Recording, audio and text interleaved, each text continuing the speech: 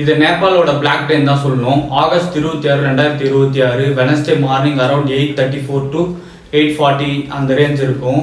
Debate பார்டரில் ரிஸ்வான் அப்படின்ற டிஸ்ட்ரிக்ட்ல ஒரு மேசிவான ஃப்ளட் வந்து ஊருக்குள்ள ஃப்ளோ ஆயிருக்கு. இது எதனால அப்படின்னு பார்த்தீங்கன்னா,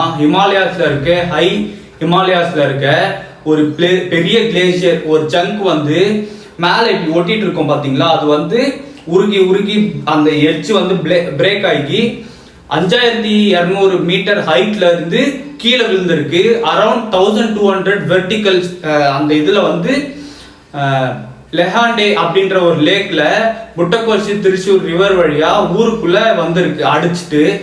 யோசிச்சு பாருங்க, தண்ணி வரும்போது சும்மாலாம் வெறும் தண்ணியா வராது.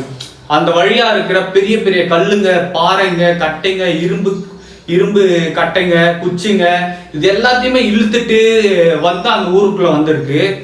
அந்த சங்கோட அந்த ரியல் லைஃப் எக்ஸாம்பிள்ல சொல்லணும்னா, புர்ஜ் கலிஃபா இருக்குல்ல, அதை விட புர்ஜ் கலிஃபாவை 823 மீட்டர் தான். இது வந்து அதோட பெருசு. நியூயார்க்ல இருக்க டவுன் ஹவுஸை விட 3 டைம் பெருசு. அப்புறம் அந்த ஈஃபில் டவரை விட 4 டைம் பெருசுன்னு சொல்றாங்க. இது வந்து இன்லேண்ட் சுனாமின்னு கன்சிடர் பண்ணிட்டாங்க. அங்க அந்த அளவுக்கு மேசிவான ஒரு டிசாஸ்டரை ஏற்படுத்தி இருக்கு. எல்லாமே போயிடுச்சு. நேபாள லிட்டரலா எல்லாமே போயிடுச்சு. ரோட்ஸு, பிரிட்ஜஸ், மைன்ஸ் எல்லாமே, ஐ மீன் பவர் ஸ்டேஷன்ஸ் எல்லாமே அடிச்சுட்டு போயிடுச்சு. பில்டிங்ஸு, அந்த எட்ஜஸ்ல இருக்க எல்லாமே காணாம போயிடுச்சு மொத்தமா. இது விழுந்ததுமே ஃபர்ஸ்ட் வந்து அங்க நேபாள இருக்க பீப்புள்ஸ் வந்து இது எர்த்குவேக்கா தான் கன்சிடர் பண்ணாங்க. அரௌண்ட் 4.4 to 5.3 மேக்னிடியூட் அந்த ரேஞ்சில் வந்து எர்த்குவேக் அந்த ரேஞ்ச் வந்திருக்கு. அப்புறம் தான் லேட்டரா சயின்டிஸ்டும் யூஎஸ்ஜிஎஸும் கன்ஃபார்ம் பண்ணியிருக்காங்க இது வந்து அந்த சங்க் வந்து பிரேக் ஆகி கீழே விழுந்ததுனால தான் வந்திருக்கு அப்படின்னு சொல்லி. ஆக்சுவலாக இது எப்படி நடந்திருக்குன்னு பார்த்தீங்கன்னா, முன்னாடியே வந்து அந்த ஐஸ் உருகி உருகி உருகி க்ரஷ் ஆகி, இந்த நம்ம ஐஸ் கோலாலாம் சாப்பிடுவோம்ல, அந்த மாதிரி க்ரஷ் ஆகி பெரிய பெரிய கியூபா ஃபார்ம் ஆயிட்டு அந்த ஓடுற ரிவர்ல வந்து பிரேக் ஆயிருக்கு. அது வந்து ஃபார்ம் பண்ணியிருக்கு அது சுற்றி. இந்த ரிவர் வந்து ஆக்சுவலா ஹிமாலயஸ்ல இருந்து வர தண்ணியில இருந்து வருது. நீங்க நினைச்சு பாருங்க அது எவ்வளவு கோல்டா இருக்கும் அப்படின்ட்டு.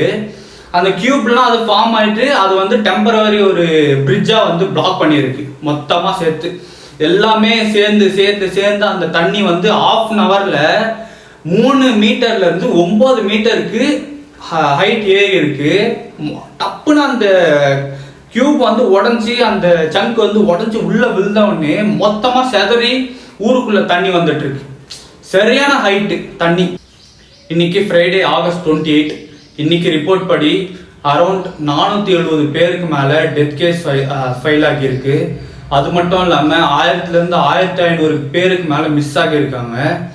இப்போ வந்து 8 டிஸ்ட்ரிக்ட் மேல கடந்து பாடிஸ் வந்து கிடைச்சிருக்குன்னு சொல்லியிருக்காங்க. இப்போ வந்து நான் டிஸ்ட்ரிக்ட் 1 வச்சுக்கோங்க, அந்த ஃப்ளட்ல சிக்கி டிஸ்ட்ரிக்ட் 8ல போயிட்டு என் பாடி கிடைச்சிருக்கு. அந்த லெவலுக்கு வந்து ஃப்ளட்டோட ஃப்ளோ இருந்திருக்கு.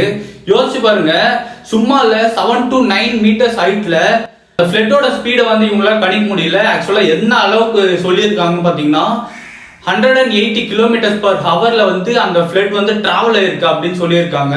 அது மட்டும் இல்லாம இதுல 590 ஃபாரின் கண்ட்ரீஸ்ல இருந்து UK, US, Ukraine, Canada, Russia, Malaysia, இந்தியால இருந்து 290 பேர் கிட்ட வந்து மாட்டியிருக்காங்க.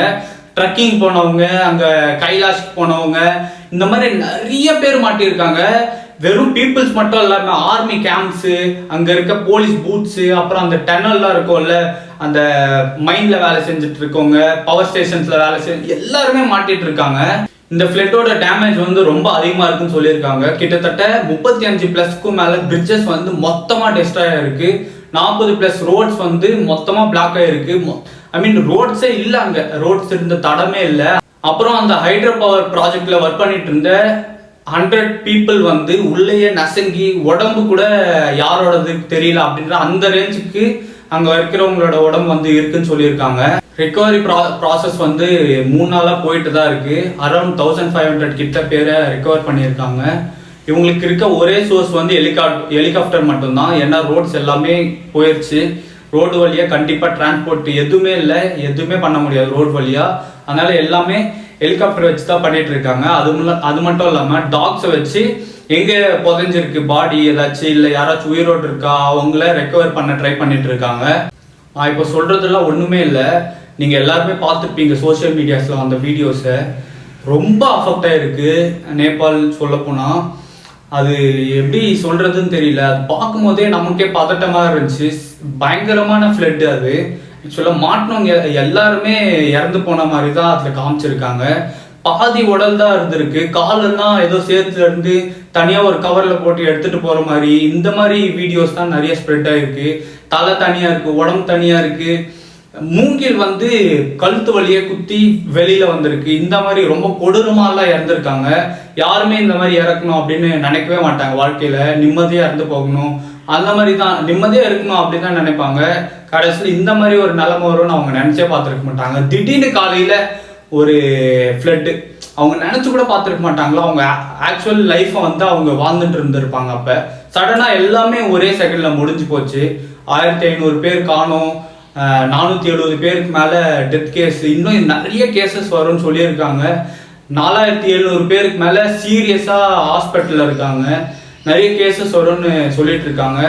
இங்கே ஒரு ரிலேட்டிவே இப்போ நான் வந்து இங்கன்னா என்னோட ரிலேட்டிவ் இன்னொருத்தவங்க வந்து வேற டிஸ்ட்ரிக்ட்ல கிடைக்கிற மாதிரி இந்த மாதிரி கேசஸ்லாம் நிறைய இருந்திருக்கு.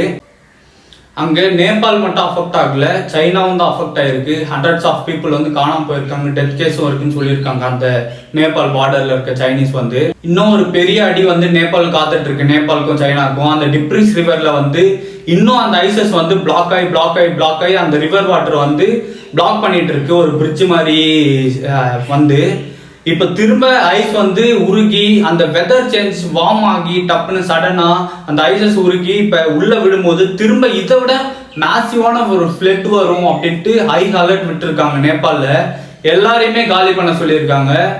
இதை விட பயங்கரமான ஃப்ளட் வரும்னு சொல்லியிருக்காங்க. 1008 per hour கிலோமீட்டர் தான் இது இதை விட பயங்கரமா வரும்லாம் சொல்லியிருக்காங்க. எல்லாருமே ப்ரே பண்ணிப்போம் நேபாளுக்காக, சைனாக்காக. இறந்தவங்களுக்காக. Rest in peace. நாளைக்கு பார்க்கலாம்.